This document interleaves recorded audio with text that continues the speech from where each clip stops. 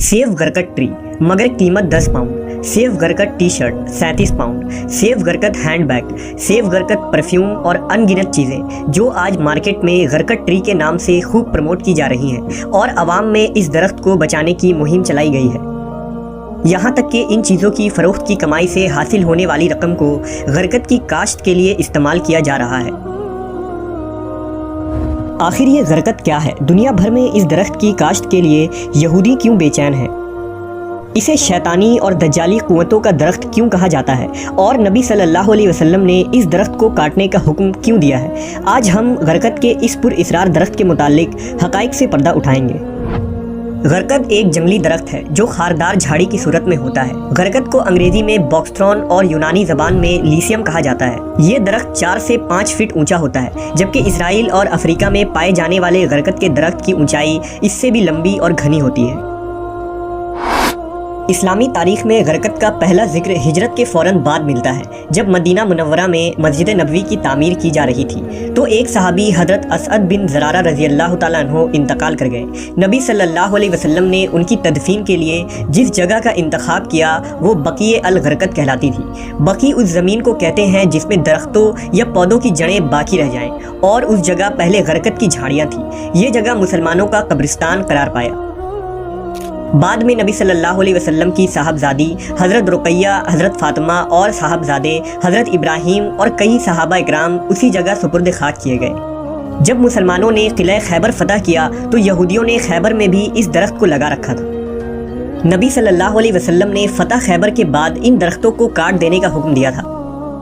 हज़रत उमर के दौरे खिलाफत में यहूदियों को अरब से निकालकर इराक और शाम में बसा दिया गया और खैबर के ज़मीनों के बदले उन्हें दूसरे मकामात पर ज़मीनें दे दी गई। हज़रत उमर के दौरे खिलाफत के आखिरी ज़माने तक इस दरख्त का अरब से मुकम्मल सफाया हो गया था, लेकिन फिर बाद में आने वाले खलीफा और बादशाहों ने यहूदियों को उन मकामात पर गरकत की काश्त करवाने की इजाज़त दे दी जहाँ वो आबाद थे।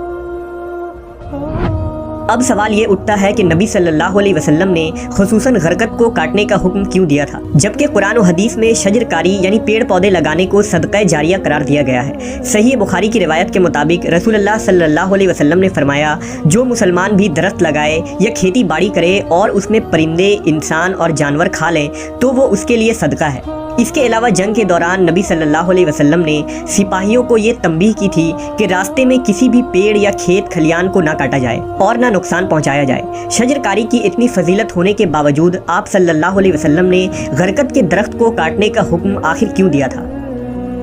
दरअसल ये दरख्त यहूदियों का पासबान है और क़र्ब क़यामत में इस दरख्त का एक अहम रोल होगा। लिहाजा हज़रत अबू हुरैरा से रिवायत है कि रसूलुल्लाह सल्लल्लाहु अलैहि वसल्लम ने फरमाया, क़यामत कायम न होगी यहाँ तक कि मुसलमान यहूदियों से जंग करेंगे और मुसलमान उन्हें कत्ल करेंगे। यहाँ तक कि यहूदी पत्थर या दरख्त के पीछे छुपेंगे तो पत्थर या दरख्त कहेगा कि ए मुसलमान, ए अब्दुल्ला, ये यहूदी मेरे पीछे है, आओ और इसे कत्ल कर दो, सिवाय शजर गरकत के, क्योंकि वो यहूद के दरख्तों में से एक दरख्त है। यही वजह है कि मुफस्सरीन ने शजर गरकत को शजर यहूद और गोंगा दरख्त और दज्जाल का साथी भी करार दिया है। इस दरख्त को ईसाई किताबों में खासकर इंजील में शैतानी कुव्वतों का दरख्त भी कहा जाता है। वाज़ह रहे कि यहूदी कौम अपने मजहब से ज़्यादा इस्लाम की सच्चाई पर यकीन रखते हैं। उनके उलमा और मुहक्किकीन कुरान और हदीस का मुताला करके अपनी तरक्की की राहें खोलते और मुसलमानों की कमजोरियों पर गिरफ्त करते आ रहे हैं। यही वजह है कि आज भी यहूदी गरकत को अपना पासबान दरख्त मानते हैं, जो क़यामत से पहले होने वाले अजीम जंगों में उनका मददगार साबित होगा। यहूदियों को आखिरी नबी हज़रत मोहम्मद सल्लल्लाहु अलैहि वसल्लम के ज़बान मुबारक से निकलने वाले हर लफ्ज़ की सच्चाई पर मुकम्मल यकीन है। इस बात का सबसे बड़ा सबूत यह है कि आज यहूदी गरकत के काश्त पर लगे हुए हैं। इसराइली हुकूमत पिछले 40 सालों से गरकत की शजरकारी यानी प्लांटेशन में मसरूफ है। रिपोर्ट के मुताबिक साल 2010 तक 24 करोड़ गरकत के दरख्त इसराइल में लगाए जा चुके हैं और इसराइल में चलने वाली ट्रेनों के अतराफ में तकरीबन 30 से 40 किलोमीटर तक ट्रेन लाइन के दाएं बाएं सिर्फ गरकत ही लगे हुए हैं। और इसराइल में हर यहूदी के घर, उनके पार्क और उनके बिल्डिंग्स के आसपास गरकत लाजमी लगा दिखाई देता है। فلسطینی علماء اکرام کا کہنا ہے کہ بالخصوص اسرائیل میں بڑے پیمانے پر غرقت لگا کر یہودیوں نے نبی صلی اللہ علیہ وسلم کی پیشن گوئی کا وقت قریب کر دیا ہے۔ خیبر میں شکست کھانے کے بعد سے اب تک ان کے پاس نہ کوئی ملک تھا اور نہ ہی فوج، لیکن 20ویں صدی میں انہوں نے پہلی بار فلسطین پر قبضہ کر کے اسرائیل کی بنیاد رکھی، لہٰذا اب وہ اپنے رہائشی علاقے میں اس درخت کو خوب کاشت کر رہے ہیں، کیونکہ دجال کا خاتمہ بھی بیت المقدس میں ہونا ہے اور یروشلم شہر قرب قیامت میں جنگوں کا مرکز ہوگا، اس لیے یہودیوں کو اس درخت کی شدید ضرورت انہی علاقوں میں ہے۔ مارکیٹ میں آج غرقت کو مزید مشہور کرنے اور عام کرنے کے لیے غرقت کے درخت والے تصویر کی ٹی شرٹ، ٹوپیاں، پرفیومز، بیگ اور دیگر چیزیں فروخت کی جا رہی ہیں۔ اگر اس ٹی شرٹ کو غور سے دیکھیں تو اس میں ایک مرد اور ایک عورت غرقت درخت کے پیچھے چھپے ہوئے نظر آ رہے ہیں، جو اس تھیوری کو اور بھی زیادہ مضبوط بنا دیتی ہے کہ غرقت کو آخر انٹرنیشنل لیول پر کیوں پروموٹ کیا جا رہا ہے اور یہودی نبی صلی اللہ علیہ وسلم کی حدیث سے کتنی واقفیت رکھتے ہیں۔ جوز نیشنل فنڈ میں آنے والے ان تمام رقم کو غرقت کے درخت لگانے پر استعمال کیا جاتا ہے۔ اس تنظیم کا مقصد ہی دنیا بھر سے چندہ جمع کر کے ان سب رقم کو درخت لگانے پر صرف کرنا ہے۔ اسرائیلی وزیر اعظم نے بھی 1999 میں خود اس درخت کو لگا کر غرقت کی کاشت پر عوامی سطح پر زور دیا ہے۔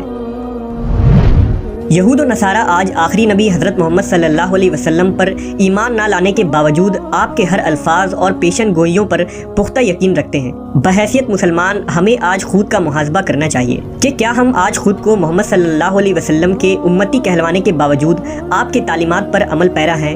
کیا ہمارا دعویٰ صرف نبی سے محبت و عقیدت کے حد تک محدود ہے یا ہم آپ کے تعلیمات اور سنت پر بھی عمل پیرا ہیں؟ نیز یہ کہ آج ہمیں چاہیے کہ ہم اسلامی تعلیمات کے ساتھ ساتھ حالات حاضرہ پر بھی واقفیت رکھیں اور اپنے دین و ایمان کو بچانے کے لیے یہودیوں اور دجالی فتنوں سے قرآن و حدیث کی روشنی میں آگاہ رہیں۔